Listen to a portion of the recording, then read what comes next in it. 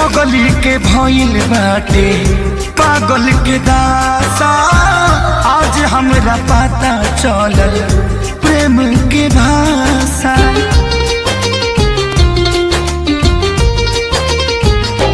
हाँ पगली के भइल बाटे पागल के दासा। आज हमरा पता चलल प्रेम के भाषा। रोते रोते मिले हमसे आयल बड़ी, रोते रोते मिले हमसे आयल बड़ी। हमर जान आज हरदी से लटाइल बड़ी, हमर जान आज हरदी से लटाइल बड़ी।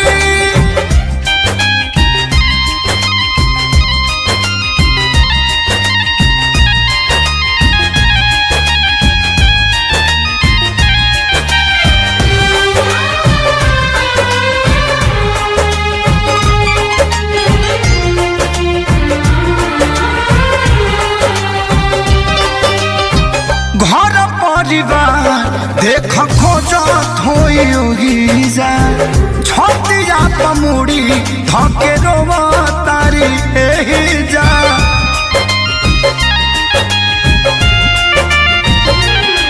हथवा के मेहंदी मिटावेली इ तो हमरे के समझावेली।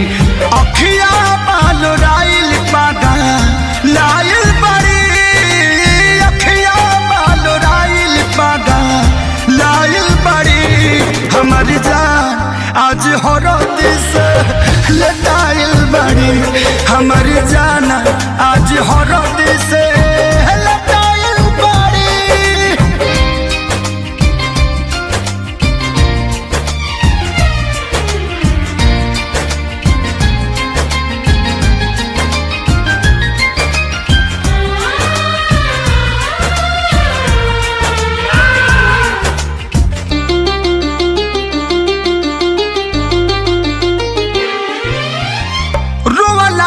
इनका झर बनावा के पाता, प्यार के मतलब रब जिया जुए बुझाता।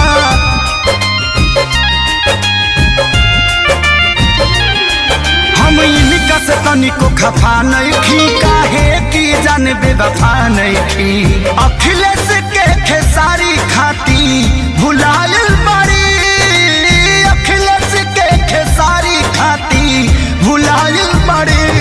हमर जान आज हरद से लटाइल बड़ी, हमर जान आज हरद से लटाइल बड़ी। ए जान हम तो के छोड़ के ना जाए। सुना, कुर्बानी के नाम ही तो प्यार होला, और प्रेमी से बढ़ के परिवार होला। सबके इज्जत के बात न जान, तोहरा चले के परी। चल